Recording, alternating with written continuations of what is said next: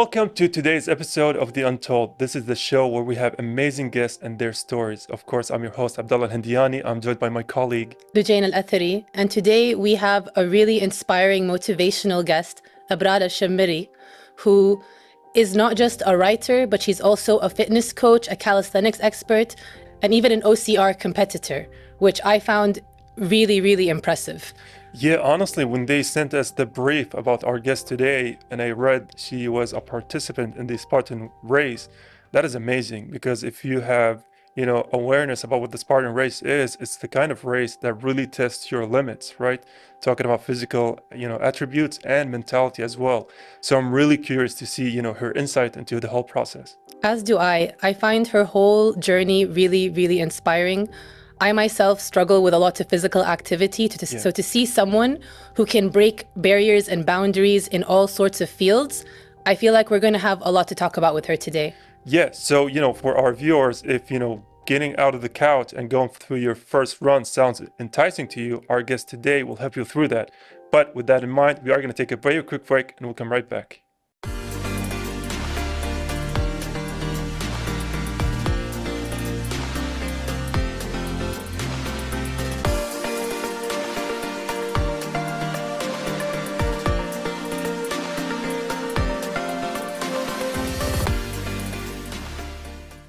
Welcome back on The Untold, and I want to first send my welcomes to you, Abrar Al-Shammari, for joining us. So, welcome. Thank you so much. First of all, it's my pleasure to be here, and thank you for having me. Well, thanks is all for us for you joining us. And it's customary on The Untold that we always ask the guests of their beginnings. So, how did your fitness journey start? My fitness journey started in a very young age. Let's say my first step was with gymnastic. It taught me discipline and body awareness. Then I moved to strength-based sport. It taught me or developed my strength and my power. Then I joined to a volleyball team. The experience of the teamwork added to my experience. During my university years, I shift to gyms clubs, and I think here start my passion of coaching. That's honestly amazing. I'm really inspired by all the different movements and activities you do, and it seems like you started from quite a young age. Did you always feel like it wasn't just a hobby, but something more serious for you? It was a hobby, but not sometimes, I felt in that period it's more than a hobby, because it's become like a mirror, reflect your inner transformation. It starts with, let's say, move, release, grow. Then over the time you feel it's become part of your identity. During discipline, building strength, growing, you see these vibes, you need it already on your life. Yeah. And mashallah, you've tried so many different sports before finding the one that feels, right for you. Right. So what is it about the last, journey where you went into your workouts and everything that felt right, as opposed to, the volleyball, the strength training, and everything before? I found myself in two sports actually, and let's say I'm a hybrid on sport. I'm now an OCR athlete and calisthenics. Yeah. Could you tell us more about calisthenics and how you ended up, going for that? Calisthenics, let's explain what is calisthenics is. Calisthenics is, let's say, it's something like gymnastic. Yeah. When I was young, I was very obsessed with gymnastic, but unfortunately, the school, they not offering gymnastic. That's why I shift to other sports. So when I see the gymnastic, it's looked like something click in me, and my inner child woke up again. Then I tell myself, if I didn't do that when I was young, why not I'm not doing that now with the calisthenics? Then I do it. Yeah, and you know, the thing about sport is that they are so physically demanding. But what a lot of people don't talk or discuss about sports is the amount of mental challenges it requires.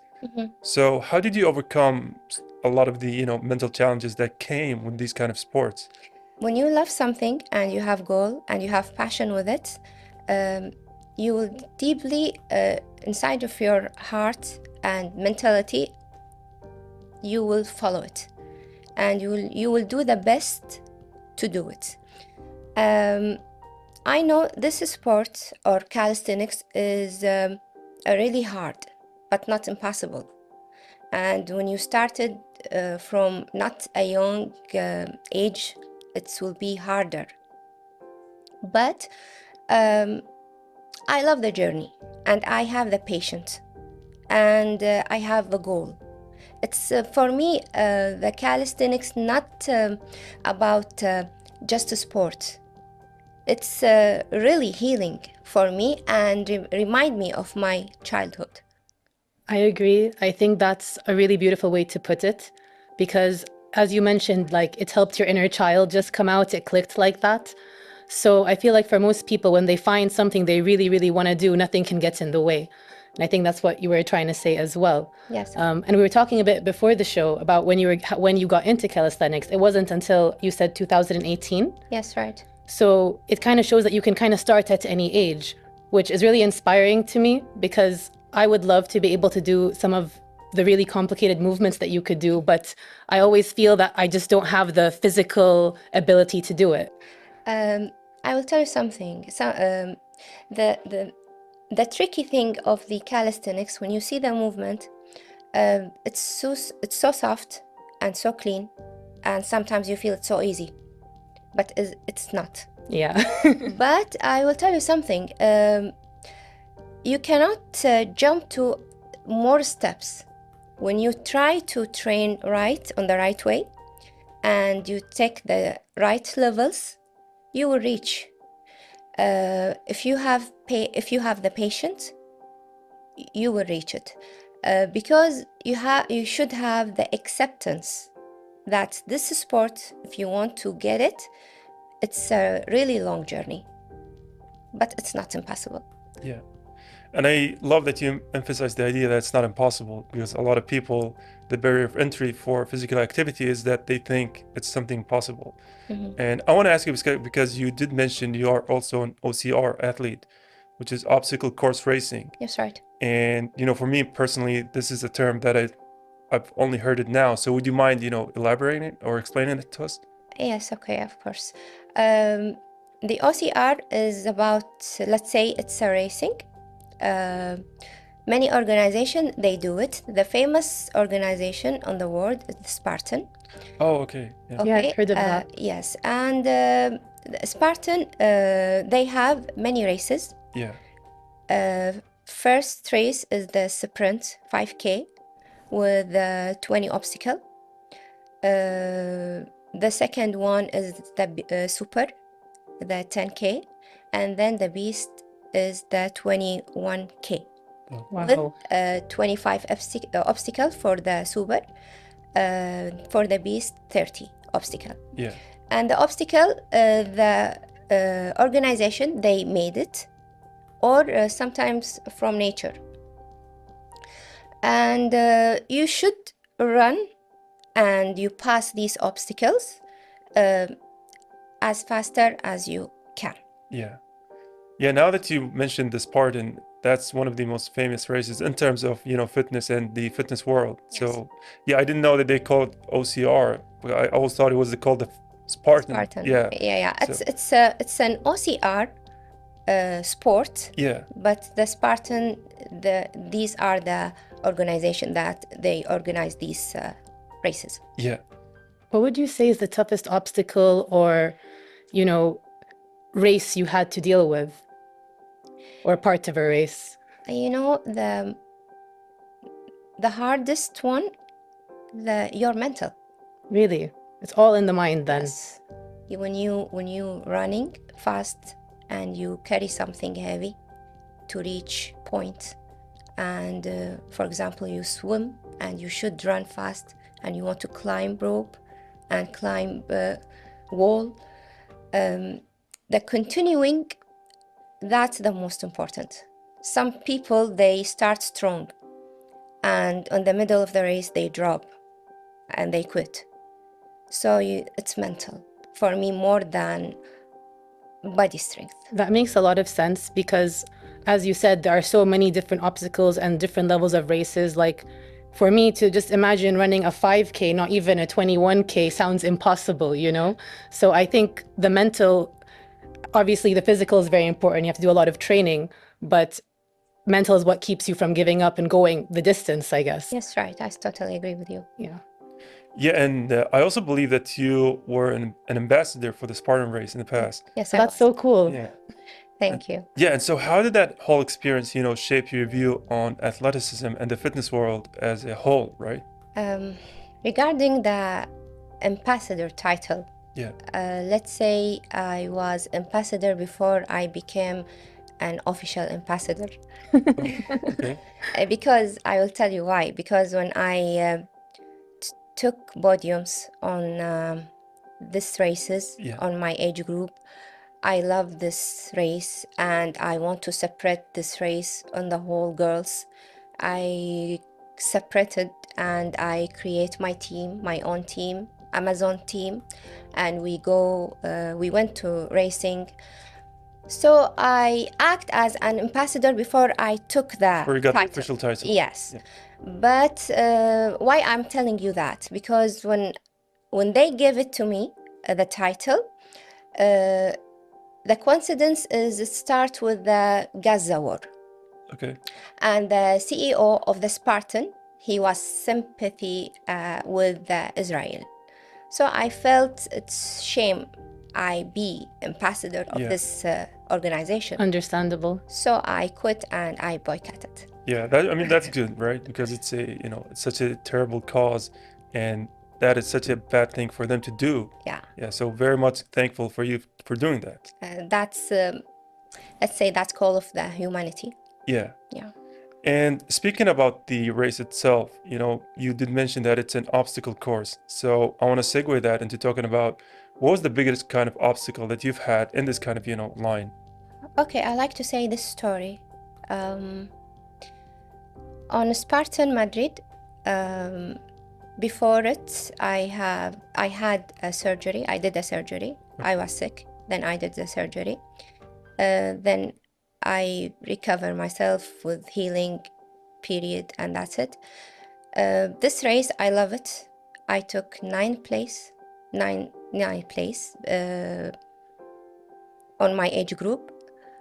I feel like I took one because it was really challenging me because I came after healing and after recovery. Yeah. And I took ninth place. MashaAllah. So I'm so proud. It's a big challenge because I was, you fighting with yourself. You don't know you still the same person before the surgery or after, or you worse. Yeah. So I think that race, I love it. And yes, it was a really big challenge for me. I think the fact that you were able to do the race even when you were still healing and in recovery really shows, as you said, how mental really creates a really important foundation in these kind of sports. Right now, though, we're going to take a short break and hopefully we'll get to discuss more about your really entertaining career.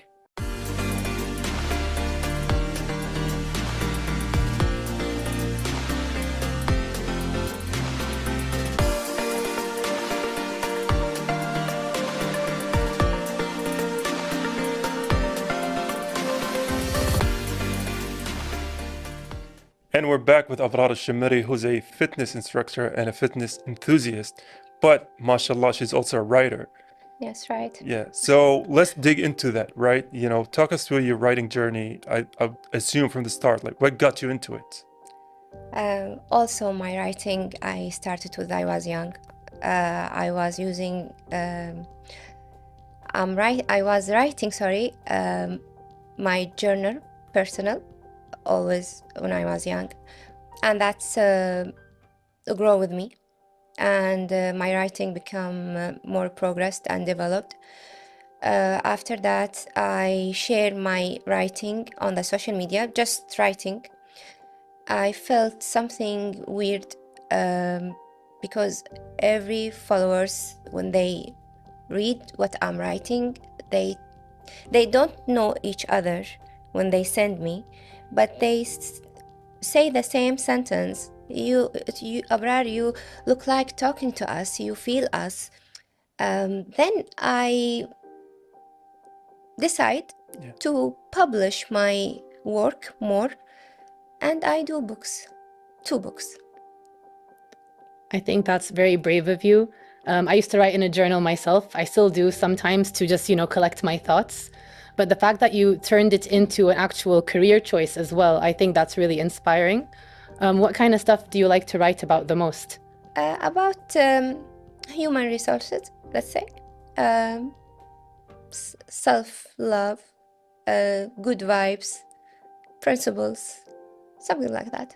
There's something on one of the things you wrote that kind of goes like, because I know how to be, not how to be told, I think, something like that. Yes. I think that's a really cool line. Thank you. Could you tell us more about the meaning behind it?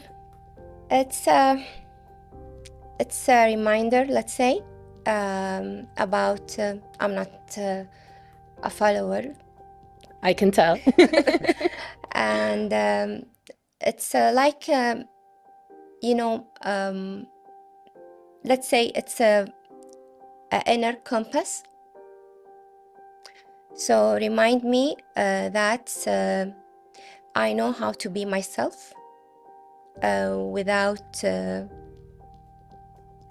permission, and also reminder for myself that my path is mine, and my being is not for negotiation. That's amazing. Thank That's you. truly something that I think most people will resonate with. And no wonder your friends told you to start writing, because just hearing that almost gave me goosebumps, because I feel a lot of people struggle with being themselves, especially in today's world. Yeah. So the fact that you're pushing that, is just very empowering. Yeah, speaking of empowering, because I know for a lot of people, they know what to say, but they don't know how to put it into words, right? They don't know how to put it into papers. So how did what was the process for you like to get your inspirational thoughts back to your audience? Like, what's the process like? Hide in the cave. I'm a big advocate for the cave, so I feel you there. No, it's when you share people, when they share you actually them life, them story. When you see also the TV, your experience also, these all motivate you Yeah. to write something. Yeah, everything can be a source of Yes, inspiration. everything. Yeah, and speaking of finding everything, mashallah, how do you find the balance between everything, right? You are a coach, you're a writer, your athleticism, your fitness journey. It's a lot of hats to wear. It's a deep question.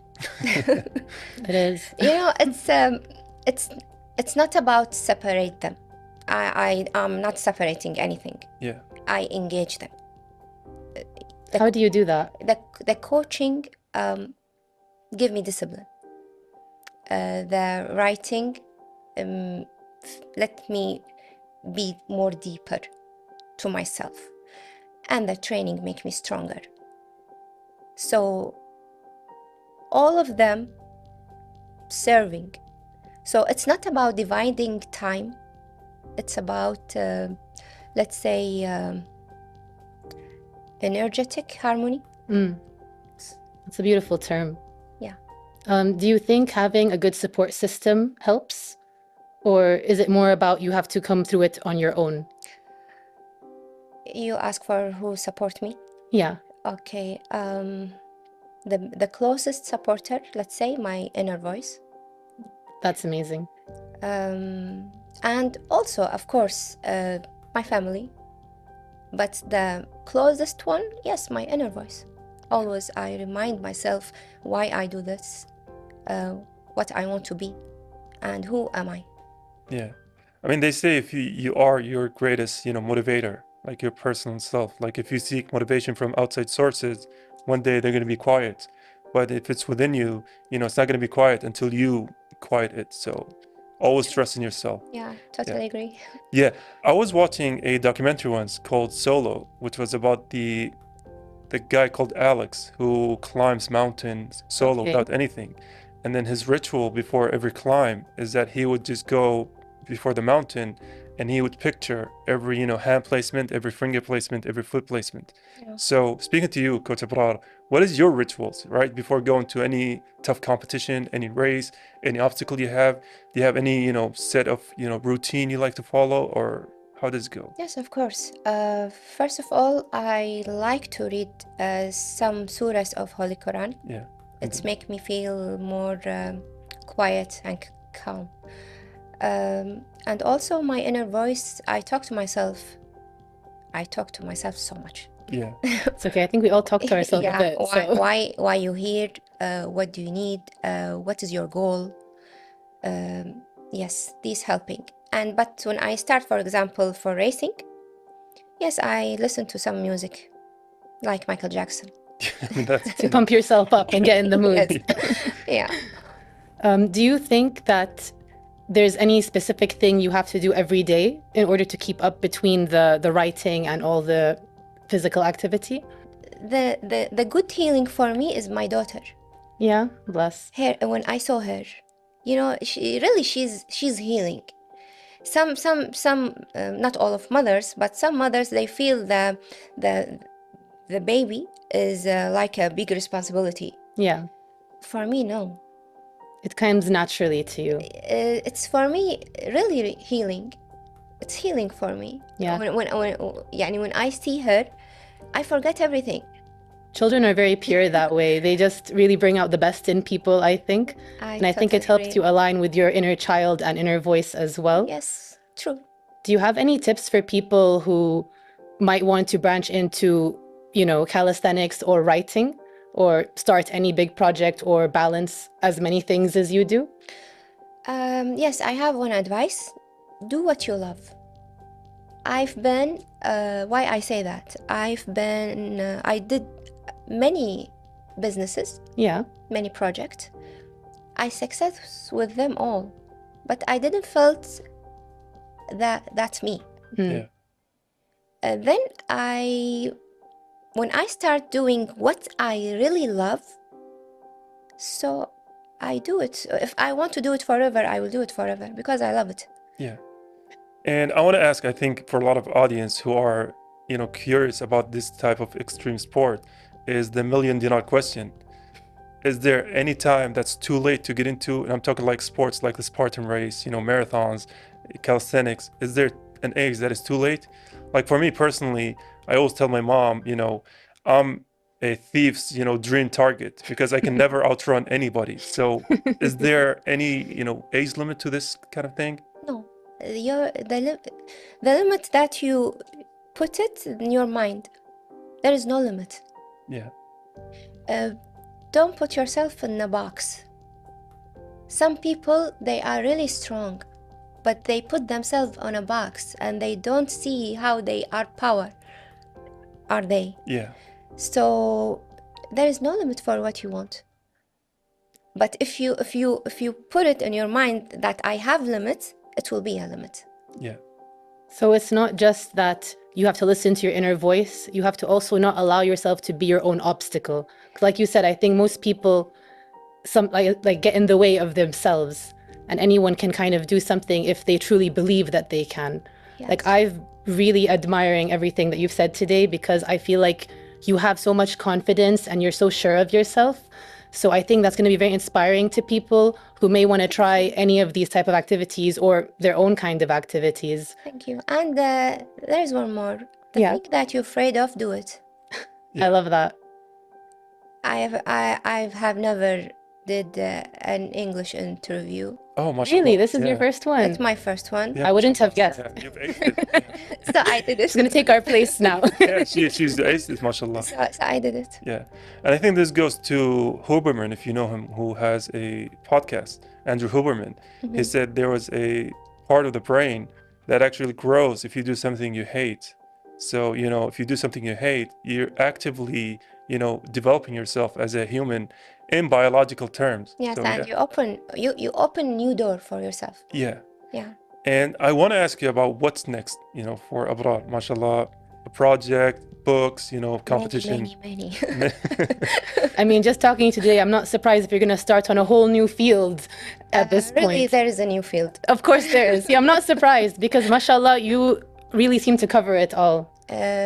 Soon, inshallah, there is a new field for my own business, Mashallah, my new company. mashallah. And yes, there is a competition for the calisthenics for the next year. I'm preparing myself from now for the next year. And there is a nice, lovely book will come soon. But I'm trying to finish it in the end of 2025. I hope so, inshallah. Inshallah. Abrar, thank you so much for joining us today. my I feel pleasure. like you gave us a lot to think about and you gave our viewers a lot to think about as well. Thank you. And I'm definitely going to keep focusing on my inner voice and what I actually want to You do. have to, you have to. Because I think as it's shown through you, it can really take you to places.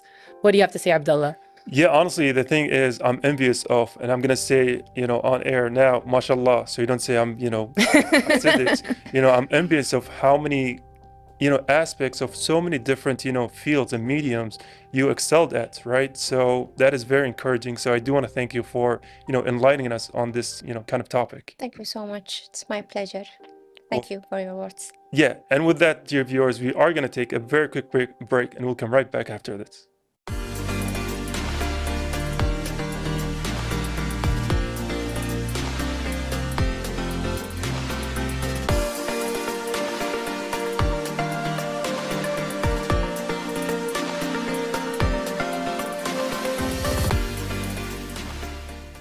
And unfortunately, Lujain, that was the end of our episode today, but I really had a very wonderful time and educating as well.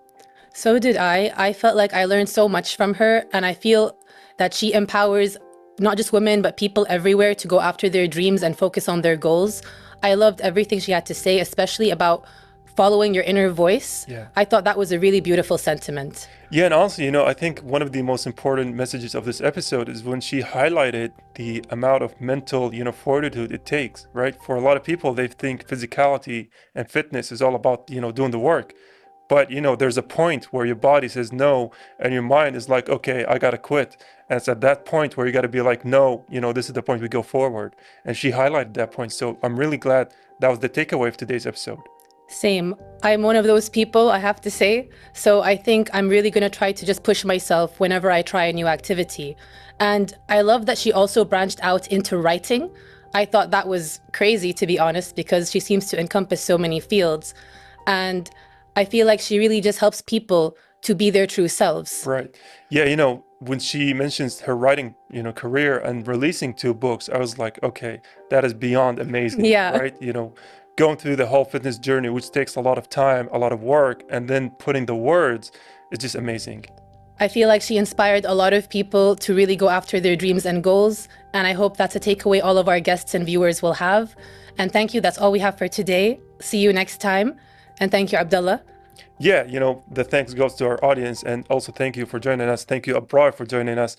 That was it for us on The Untold. And until next time, goodbye for now.